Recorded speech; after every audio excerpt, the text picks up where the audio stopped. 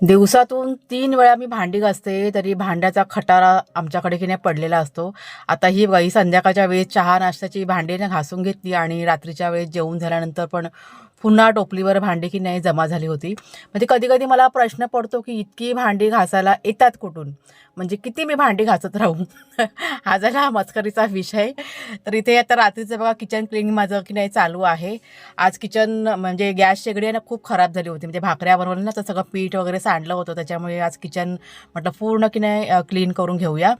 म्हणजे सगळं साबण वगैरे लावून धुवून घेऊया. म्हणजे 8 दिवसातून एकदा असं मी रात्रीच्या वेळेस आहे ना किचन की नाही क्लीन करून टाकते. कारण दिवसा इतका वेळ नसतो माझ्याकडे एवढं सगळं साफसफाई करत बसायला. तर गॅस वगैरे साबण लावून ओटा वगैरे सगळं स्वच्छ बघा धुवून घेतलेलं आहे आणि समोरची टाईल्स आहे ना ती पण मी रोजच्या रोज की नाही धुवून घेते. आणि हा बघा किती मस्त असा किचन ओटा माझा स्वच्छ करून